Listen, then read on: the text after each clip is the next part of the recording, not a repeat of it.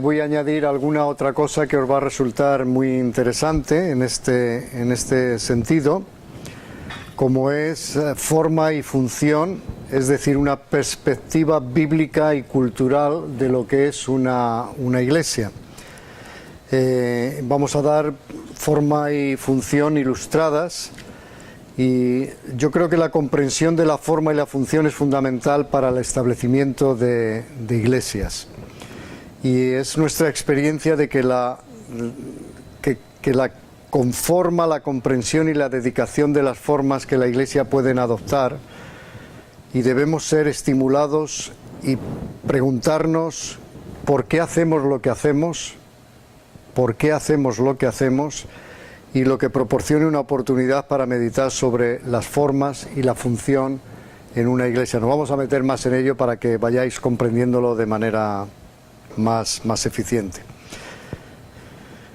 Vamos a ver la forma y la función realmente ilustradas. En la sociedad, una función es una actividad que requiere ser realizada, ¿no es cierto? Es lo que diríamos. Dicha actividad puede ser tan complicada como obtener el alimento, educar a un niño, o tan sencilla como es el dormir. Y estas son cosas que deben ser realizadas. Una forma es el método escogido para realizar esa función. ¿Veis la diferencia? Una forma es el método escogido para realizar esa función. Un ejemplo puede ser el modo de obtener el alimento. En épocas primitivas podíamos cazar o cultivar la tierra. Estos son dos métodos muy diferentes, pero que cumplen con la función de alimentarse. La forma es cómo lo vamos a realizar, ¿no? La cuestión es decir, ¿cuál es para ti la mejor manera? Algunos factores en la decisión proceden de fuentes internas, tales como las habilidades y las preferencias. Por ejemplo, pues antes era mucho la caza. Estamos hablando de tiempos remotos donde se cazaba para comer, ¿no? Y luego vino también pues la agricultura. Entonces a veces es más fácil ser agricultor que ser un cazador. Un cazador necesita de una pericia que a lo mejor no tiene un agricultor, pero un agricultor también se necesita de una pericia que no tiene un cazador, ¿no? Otros factores son culturales y dependen de la sociedad en que vives. Los agricultores pueden ser más apreciados por su aporte de productos al pueblo. O pueden serlo los cazadores por sus habilidades en caso de guerra, porque los cazadores también saben utilizar un fusil, etcétera, etcétera, ¿no? Algunos factores son morales. ¿Se considera inmoral matar animales, por ejemplo? Pues en algunos países ya se está dando esto, que es una inmoralidad matar, por ejemplo, un conejo para comer, o un ave, o cualquier otra cosa, porque dice que se hace sufrir a los animales. Otro factor puede ser la tradición, cómo lo han hecho tus padres y abuelos. Entonces las formas dependen de muchos factores que pueden cambiar con el tiempo. La tierra puede hacerse estéril o la caza también escasear. Ahora, ¿qué determinará los medios, por ejemplo, de transporte que podrías usar en una ciudad? ¿Y por qué? ¿Qué hace que uno sea mejor que los demás? ¿Puedes dar un ejemplo de forma y función en tu situación, por ejemplo? ¿Qué es para ti una función? ¿Qué es para ti una forma?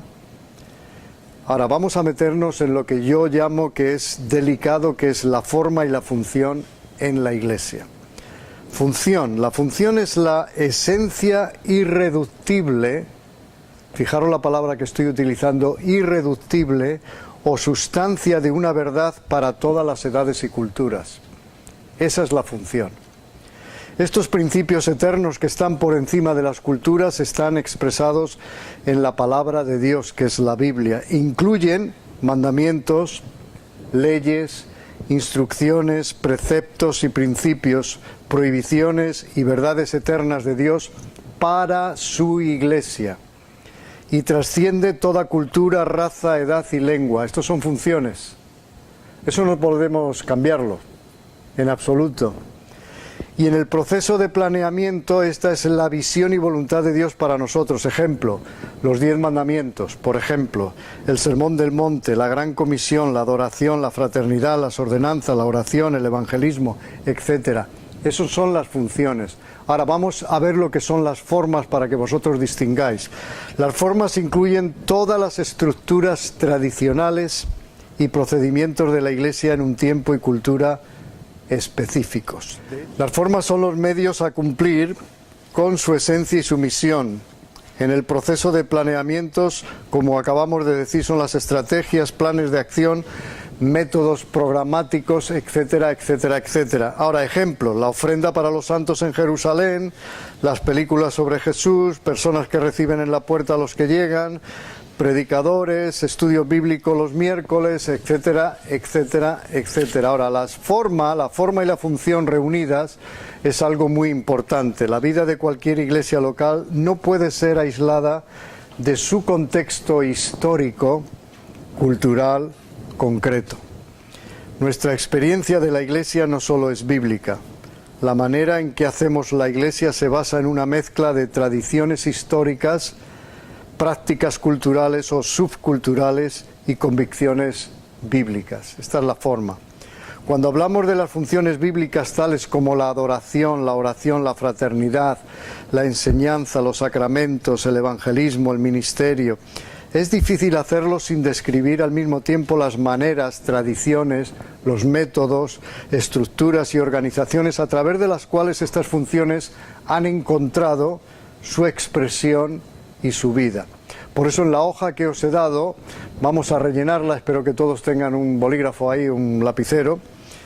La tarea del establecedor de iglesias es forjar maneras de la iglesia, primero sobre una base bíblica y después a la luz de unas, yo diría, prácticas culturalmente relevantes.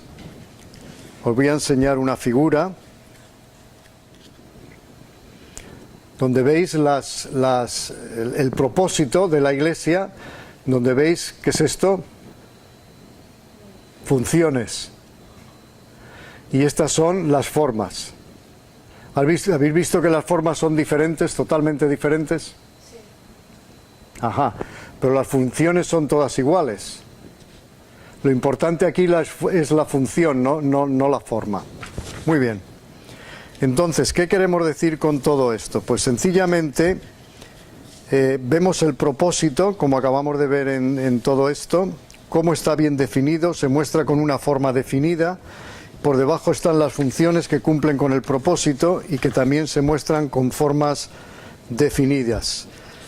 Y siguiendo, en la iglesia puede ser difícil distinguir entre formas y funciones. Y en esto es donde quiero pararme un rato, a menos que dediquemos tiempo para analizar el asunto.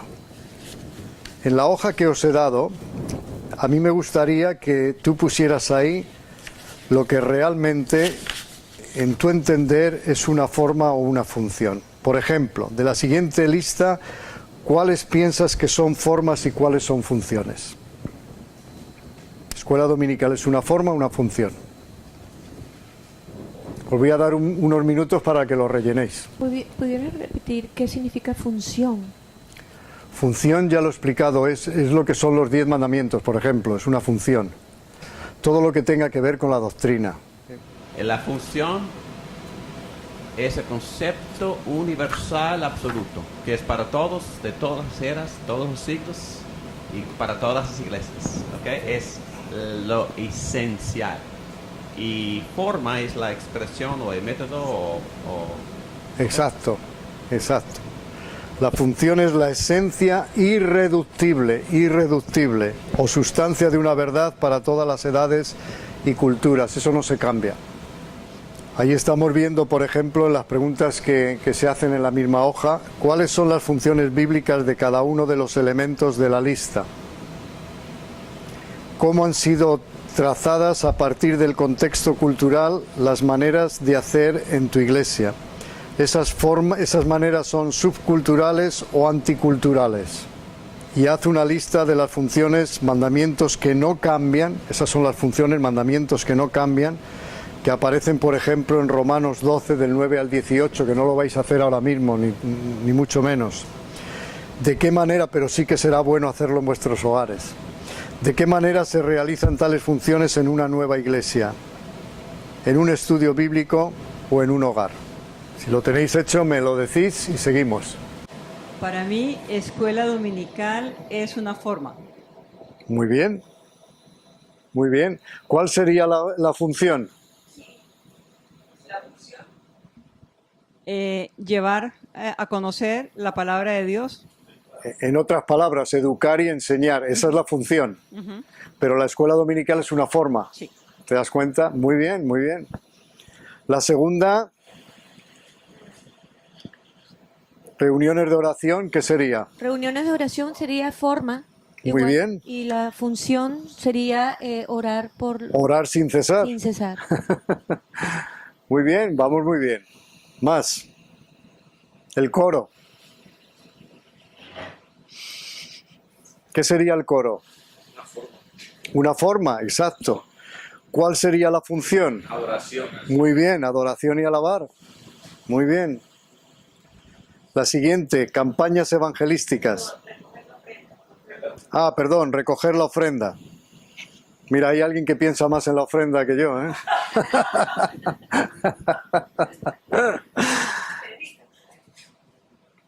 ¿Qué sería? ¿Una forma?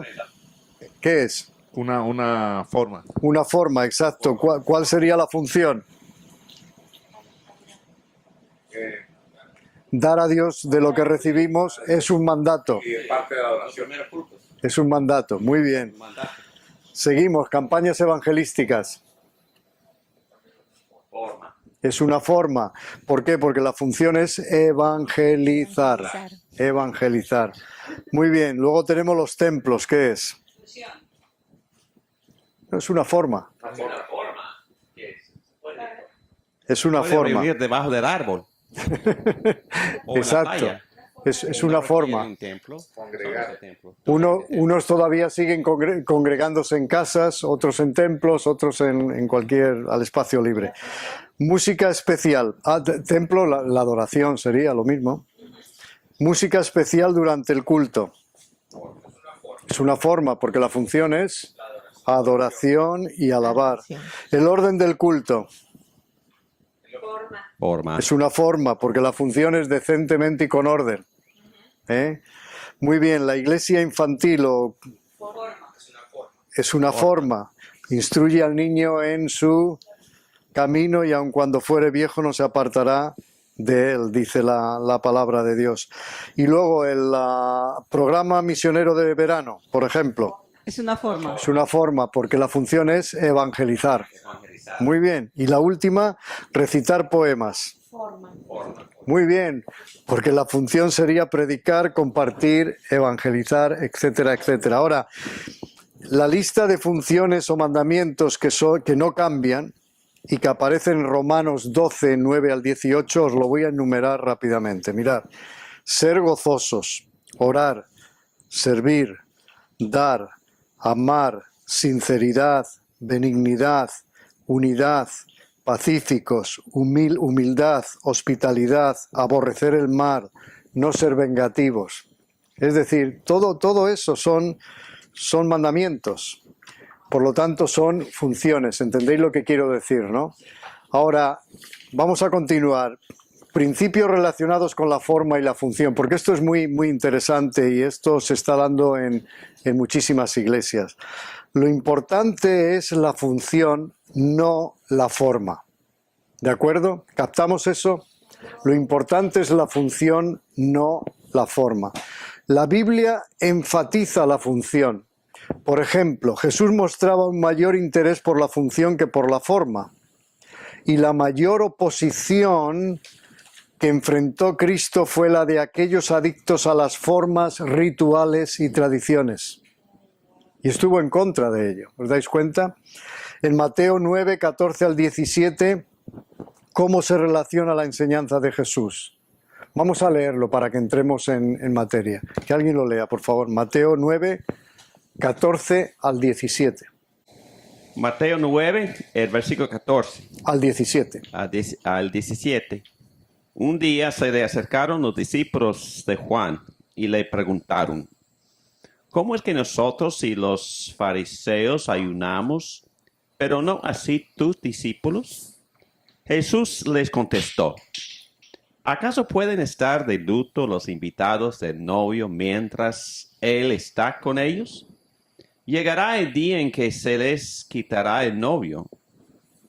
Entonces sí, ayunarán. Nadie remienda un vestido viejo con un retazo de tela nueva, porque el remiendo fruncirá el vestido y la rotura será peor.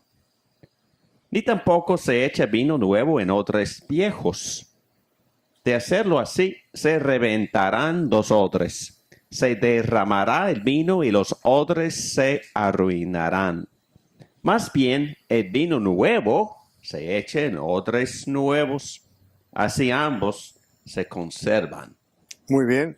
Ahora la pregunta es, ¿cómo se relaciona la enseñanza de Jesús sobre el vestido y los odres de vino con la forma y la función?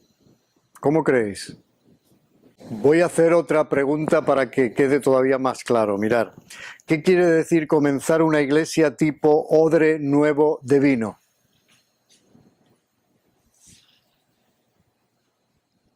Que las funciones son las mismas porque son establecidas desde las escrituras, pero la forma puede cambiar Exacto. de diferente lugar.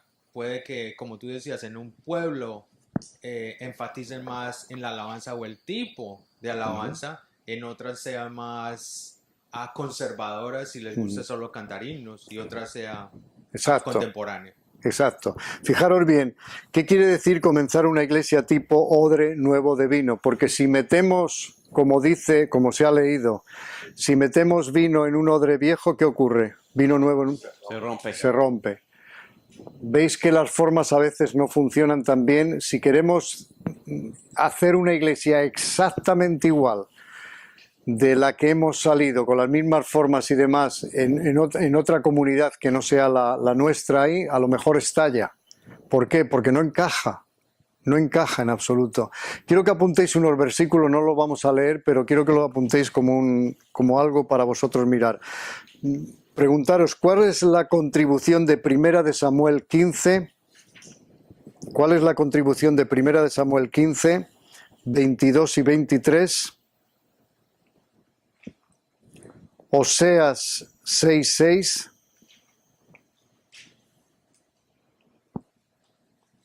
Y Mateo 12, del 1 al 8, a esta discusión. Fijaros bien que la Biblia no hace prescripciones acerca de las formas. No tenemos ninguna prescripción ahí. Está la excepción del culto en el templo, que encontramos en el Antiguo Testamento, para el cual se detalla minuciosamente el diseño del tabernáculo y también los utensilios que se utilizaban en el culto. Pero ello se hace con otro propósito, el de enseñar acerca de Dios, su obra y atributos. Por eso los tenemos ahí. Estas formas no han sido trasladadas al Nuevo Testamento, ni muchísimo menos, porque ese conocimiento ya existe.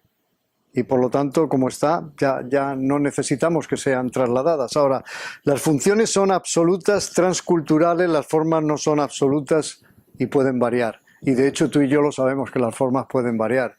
Tú vas a una iglesia y la forma es totalmente distinta como es en la otra, etcétera, etcétera. Ahora, cuando en la Biblia se describen las formas, yo creo que podemos observar que en ellas se producen verdaderos cambios. La Pascua era un recuerdo de la liberación del pueblo de Dios de la esclavitud en Egipto, por ejemplo. Jesús cambió su significado en la última cena, transformándola para destacar la liberación que Dios estaba a punto de realizar con su muerte. Ahora, la iglesia del primer siglo cambió de nuevo el significado, convirtiéndola en la fiesta del amor. Es curioso. Como la celebración fue mal utilizada, según 1 de Corintios 11, 17 al 34, recordáis que algunos ni se esperaban para... Exacto, y algunos bebían algo más de la cuenta, etcétera, etcétera. La práctica se redujo a compartir el pan y el vino, y aún esta sencilla celebración asume muchas maneras diferentes. Por ejemplo, algunos utilizan una copa común. Puede ser una congregación de 100, pero todos beben de la misma copa. Bueno, un copón. Una copa grande, ¿no? Otros usan copas individuales. Algunos usan vino y otros usan jugo, como vosotros lo llamáis, jugo de uva. Es decir, la manera de celebración puede ser diferente siempre y cuando la función sea cumplida. ¿Qué importa la forma, en cierta manera, si la función está siendo cumplida? Ahora, yo sé que hay muchas iglesias que se agarran tensamente a la forma y no hay manera de cambiarla en este sentido. Las formas descritas en algunos pasajes son cambiadas o dejadas del todo, absolutamente del todo en otros, cambiando en las distintas situaciones. Y os voy a dar, por ejemplo, algunas pautas. Podéis anotarlas si queréis, porque son interesantes. Por ejemplo, la mayordomía. La mayordomía tenéis en 1 Corintios 16, versículos 1 y 2, y 2 de Corintios 8, capítulo 8 y capítulo 9. Pues ahí veis la diferencia, ahí podéis ver, anotarla, estudiarla en casa porque es interesante. Los dones espirituales, por ejemplo, en 1 de Corintios 12 al capítulo 14, en Romanos 12 y en Efesios 4. Disciplina de los miembros de la Iglesia, Mateo 18, 1 de Corintios 5, 2 de Corintios 2. El bautismo, por ejemplo, Mateo 28, Romanos 6 y Hechos 1. Y por último, el gobierno de la Iglesia, 1 Timoteo 3, Tito 1 y 1 de Pedro 5. Basándose en las Escrituras, ¿cómo influye este principio en el desarrollo de las formas en tu nueva iglesia? A menudo las personas, lo que ocurre es que se identifican más con las formas que con la función, y eso lo sabemos todos, ¿verdad? Y es terrible. Exacto, es desafortunado, pero las personas tienden a atarse a las formas perdiendo de vista la función. Y pueden perpetuar formas que han perdido su vitalidad en sus culturas respectivas. Por ejemplo, la manera de celebrar la adoración. Hay una vieja historia acerca de una recién casada que preparaba el primer asado para su esposo. Era un solomillo y lo estaba preparando y él estaba observándola. Y entonces vio que cortaba las dos terminaciones del solomillo. Y lo metía en el horno y él le preguntó a ella, ¿y por qué has cortado las dos terminaciones del solomillo? Y ella dijo, pues la verdad, si te digo la verdad, no lo sé. Yo sé que mi madre lo hace. Entonces fue a la madre, fue a su suegra y le dijo, oiga, mire, he observado que su hija hace esto, ¿por qué lo hacía usted? Y ella dice, anda, pues yo la verdad es que veía también a mi madre cortar las dos terminaciones del solomillo y yo siempre lo he hecho. No sabían si era porque cocía mejor o se asaba mejor o por qué, ¿no? Entonces, como la abuela todavía vivía, el joven se fue a la abuela y le dijo, óigame, ¿y por qué esta costumbre de cortar los dos finales del solomillo? Y ella dijo, ay, muy sencillo, porque el recipiente que uso es tan pequeño que si pusiera el solomillo entero no entraría en el recipiente. ¿Habéis visto? Y todos estaban siguiendo el mismo modelo sin saber por qué lo seguían. Esas son las formas. Esas son las formas, ¿no? Cuando las personas piensan que las formas de gobierno son absolutas, tienden a hacerse legalistas. Legalistas, y lo podéis comprobar en cualquier momento.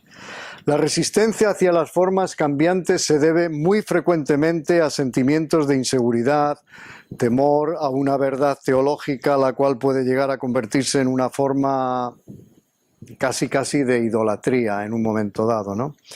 Una clara comprensión de la forma y la función, yo creo que nos puede enseñar a las personas que los cambios no siempre son una amenaza. Los cambios hay que producirlos poquito a poco, tampoco bruscamente, pero no son una amenaza, los cambios no son una amenaza.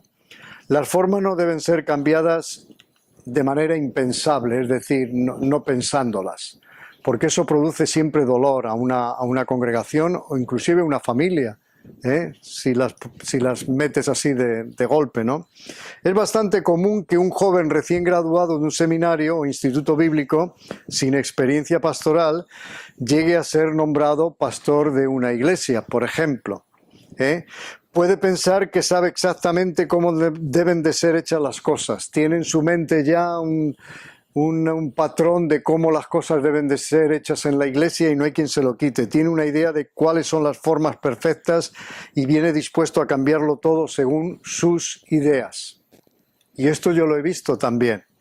Ahora, no imagina siquiera cómo pueden ser las personas, ni sabe qué es lo que quieren hacer, ni tampoco sabe de sus ideas ya han sido probadas y qué ocurrió con ellas. No lo sabe.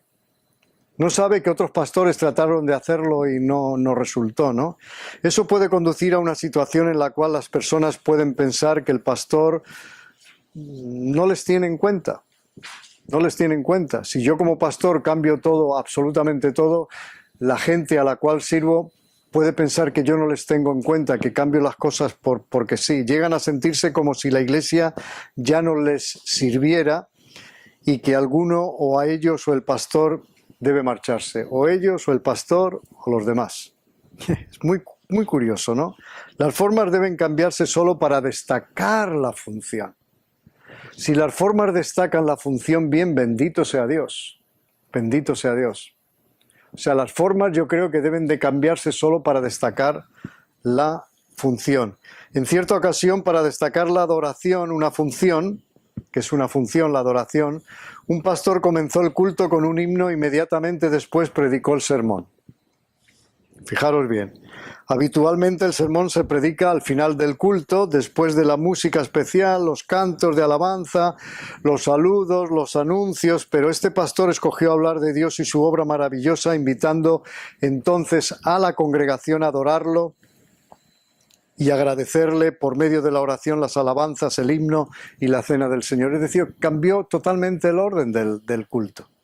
El cambio resultó muy efectivo en esos momentos, lo cual no significó que lo repitiera cada domingo, ni muchísimo menos, sino que lo hizo en esa única ocasión, haciendo que la congregación meditara sobre un nuevo esquema de adoración, y en lo sucesivo utilizaron la forma habitual de adoración. Pero veis, cuando los cambios son producidos de esta manera, a lo mejor no alteran a la congregación en un momento dado, pero pueden alterarla, porque no están acostumbrados a eso. Por ejemplo, yo enseñando a ofrendar en una de las iglesias, la gente siempre venía al culto justo cuando yo me ponía a predicar, pero no antes. Entonces yo cambié el orden del culto y empecé con la predicación, como hizo este pastor, un himno, la predicación de inmediato. Y la gente empezó a llegar cuando ya estábamos pasando la ofrenda. O sea, el cambio fue total. Y lo que no se esperaban es que cuando yo dije, vamos a pasar la ofrenda, yo mismo tomara, ¿saben cómo se llama la bolsa de la ofrenda? No, el nombre realmente es gazofilacio, vaya nombre. Gazofilacio, que es una bolsa o una cesta para recoger las ofrendas. Entonces, ¿qué hice yo? En vez de dársela a uno de los diáconos pasar la ofrenda, yo tomé la bolsa y yo me puse a pasar la ofrenda. Miren, todos los que habían metido la mano en el bolsillo para sacar dinero, para echarnos la ofrenda, la volvieron a meter buscando un billete pequeño, porque todos buscamos la calderilla, es decir, las monedas chiquititas. Muy curioso, muy curioso. Pero nadie dijo nada, nadie dijo, wow, han cambiado las formas. No, era una forma, valga la redundancia, de hacer algo de manera distinta y no ocurrió absolutamente nada, pero aprendieron una lección. En primer lugar, no llegar solo para la ofrenda, sino llegar también para la predicación, cosas que no habían hecho. También hubo una iglesia que decidió alcanzar... Bueno, antes de eso diría que cuando las formas se congelan, la iglesia naturalmente perece. El propósito de la iglesia es la glorificación de Dios por medio de la edificación de los miembros y de la evangelización de los perdidos. Y este es el propósito eterno que no cambia. Es una función, no cambia. Lo que cambia son las formas. Las funciones son los modos como conseguimos cumplir con ese propósito, que también son dados por Dios, quien nos ha dicho cómo quiere que le glorifiquemos y son eternos y no cambian, no cambian, no cambian. Fíjense que Dios es muy curioso, pero Él nos dice inclusive cómo quiere que le adoremos, cómo quiere que le alabemos. Hay gente que dice, no, yo voy a alabar a Dios de esta... No, Él dice claramente cómo le debemos de adorar y de alabar. Dice, con todo tu corazón, con toda tu mente, con todas tus fuerzas. Es decir, Él nos dice cómo debemos de amarle, cómo debemos de adorarle, cómo debemos... No voy a hacer esto porque me siento mejor de esta manera. No, es como tú te sientas. Tú vas ahí para adorarle a Dios, para rendirle culto. Es rendirle pleitesía, rendirle culto, etc. Las funciones son los modos como conseguimos cumplir con ese propósito. Hay momentos en que la importancia de las formas pueden llegar a ser tan grandes que no se permitirá cambiarlas. No se permite. Hay iglesias que no te permiten cambiar esa forma. El púlpito está aquí, de aquí no se mueve. Eso es una forma, no es una función. ¿Cuál sería la función del púlpito? La propagación de la palabra de Dios, la expresión de algo verdaderamente bello. Pero ¿qué más da que el púlpito esté ahí, que esté aquí, que esté allá? ¿Os dais cuenta las formas hasta dónde pueden llegar de alguna manera, yo diría que a cautivar de alguna forma a una congregación? Cuando las formas se hacen tan importantes que no se pueden cambiar, la iglesia puede perecer muy pronto. Porque al cambiar la sociedad, ella puede parecer totalmente irrelevante. Si la iglesia es incapaz de cambiar la expresión de sus funciones eternas, entonces perderá su relevancia ante esa sociedad. Hubo una iglesia que decidió alcanzar a cierto grupo étnico. Esto lo anoté porque me llamó muchísimo la atención, residente concretamente en un barrio concreto. Y dice, la congregación se sentía muy cómoda con las formas que había desarrollado para ese grupo, pero éstas se hicieron demasiado importantes. El barrio cambió y cada vez había menos personas pertenecientes a ese grupo étnico, de modo que cuando la iglesia se dio cuenta de que necesitaba cambiar, fue demasiado tarde. Fue demasiado tarde. Se convirtió en una iglesia que no tenía nada que ofrecer a los nuevos residentes en el barrio y el resultado fue que el templo se cerró y la congregación se desbandó. Qué terrible, ¿no?, que pueda ocurrir eso simplemente porque nos aferramos precisamente a las formas. Ahora, implicaciones de la forma y la función para los establecedores de iglesia. Yo creo que los establecedores de iglesias deben pensar muy cuidadosamente acerca de la forma y la función, o las formas y las funciones. Mirad, muchas de las formas establecidas al comienzo de una iglesia, yo creo que pueden entrelazarse de tal modo con su vida de iglesia que sean muy difíciles de cambiar posteriormente. Y si llegan a perder efectividad, también tendrán que ser simplemente toleradas. Pero simplemente toleradas. Además, si los establecedores de iglesia no consiguen ser flexibles en cuanto a la forma y a la función, el proceso de establecer iglesias puede llegar a ser muy lento, muy costoso y muy difícil. ¿Por qué? Porque estamos tan empeñados en clonar las formas que esto nos va a llevar todo el tiempo. Vamos a cantar como la iglesia madre, vamos a hacer las cosas como la iglesia madre. La Iglesia Madre es el modelo, pero la sociedad a la que servimos es totalmente distinta. Entonces esas formas de la Iglesia Madre no encajan en la Iglesia Hija, ni muchísimo menos. Por ejemplo, un establecedor de iglesias puede utilizar solo formas tradicionales para la iglesia, de modo que su concepción de la predicación, el estilo de música y los métodos de evangelismo sean iguales a los de las iglesias existentes en la región. Ahora, si todas las iglesias tocan el mismo himno, si todas las iglesias hacen lo mismo, exactamente lo mismo, pues la gente le dará lo mismo ir a esta iglesia que ir a aquella, que ir a la de más allá, porque las formas vienen a ser las mismas. El resultado puede ser que la nueva iglesia alcanzará el mismo tipo de personas en lugar de alcanzar a un grupo objetivo o étnico. Siempre alcanzaremos las mismas personas. Por otra parte, una iglesia establecida con formas importantes tiende a ser anticuada e incapaz de reproducirse en esa cultura.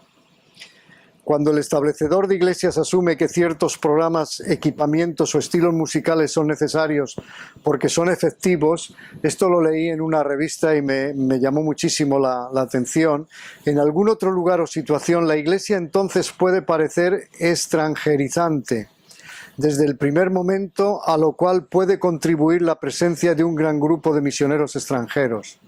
Las formas escogidas, continúa diciendo, influirán grandemente en los sectores de la sociedad que serán atraídos. Ella debe surgir naturalmente de la cultura, de manera que la población objetivo pueda comprenderlas con poca o ninguna explicación de su significado. En el momento que tengamos que explicar por qué hacemos lo que hacemos, como que mal asunto. ¿Por qué utilizamos esa forma? Parte de la investigación consiste en observar a los que viven en el área objetivo para determinar quiénes no están siendo alcanzados por las iglesias existentes y encontrar vías para atraerlos a tu iglesia, escogiendo formas que les sean significativas. De ahí viene ahora lo que os he entregado de preguntas para pensar, revisión y aplicarla. Y hay un trabajito ahí para hacer que es muy interesante. Las preguntas es: ¿por qué son las formas y la función importantes para el establecimiento de iglesias? ¿Cómo se han desarrollado las formas en tu iglesia? ¿Cómo se han mantenido? Vamos a tener un momento en el que podamos juntarnos, como hicimos ayer, en las que podamos tratar este tema. La siguiente hoja que tenéis ahí, la iglesia, forma y función aplicables, yo diría que eso es para que lo hagáis en el hogar. Pero ahora vamos a contestar algunas de estas preguntas que creo que os resultará interesante.